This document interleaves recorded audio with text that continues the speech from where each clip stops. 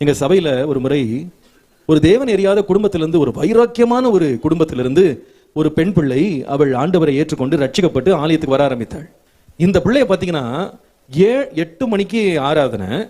இந்த பிள்ளை வந்து ஒரு 7-7:15 சர்ச்சில் இருப்பா. அவளுக்கு ஒரு இடம் ஒன்று இருக்கும், ஒரு பில்லர் இருக்கும். அந்த பில்லருக்கு முன்னால இந்த பிள்ளை எப்பவுமே ஒரு இடம் தான். அதுல வந்து சர்ச்சில் ஒரு ஆள் உட்காந்துருக்க மாட்டாங்க. இவள் தனியா வந்து முழங்கால் படிட்டு, வாலிப பிள்ளை அப்படியே கையை உயர்த்தி அந்த 3/4 மணி நேரம் 1 மணி நேரம் கண்ணீரோடு அப்படியே கர்த்தரை ஆராய்த்து கொண்டே இருப்பாள்.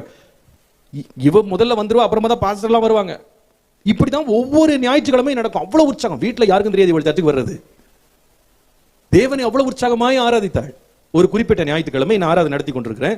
8 மணி ஆராதனை ஆரம்பிச்சிருச்சு. ஒரு 8:25 போல, 8:25 கிட்டத்தட்ட 30, 8:30 கிட்ட இந்த பிள்ளை மடம் வேர்த்து விறுவிறுத்து ஓடி வருகிறாள். வெளியிலிருந்து வேகமா ஓடி வந்து அந்த இடத்துல நின்று அப்படியே கண்ணீரோடி எப்போ ஆராதிக்கிற மாதிரி ஆராதனை முடிஞ்சிருச்சு, செய்தி முடிஞ்சிருச்சு, கூட்டம் முடிஞ்ச பிறகு முன்பாக வர கண்ணீர், கண்ணெல்லாம் கண்ணீர் வந்து என்கிட்ட சொல்றா, அண்ணே இன்னைக்கு எங்க வீட்டில் ஏதோ கண்டுபிடிச்சிட்டாங்க, நான் சர்ச்சுக்கு போறேன்னு கண்டுபிடிச்சிட்டாங்க.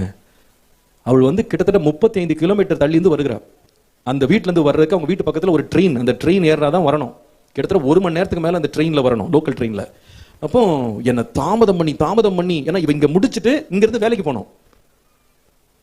என்ன தாமதம் பண்ணி அன்னைக்கு எனக்கு வீட்டுல இருந்து அனுப்பாம, எனக்கு சாப்பாடு கட்டி கொடுக்காம தாமதம் பண்ணி விட்டதுல அந்த ட்ரெயினை விட்டேன். அதனால எனக்கு 1.5 மணி நேரம் கழிச்சு அடுத்த ட்ரெயின் தான் பிடிச்சு வந்தேன். அதனால உள்ள வரும்போது 8:30 மணிக்கு வந்துட்டேன். எனக்கு மனசே தாங்கல. இன்னைக்கு 15 நிமிஷம் தான் ஆராதனை இருந்திருக்கேன்.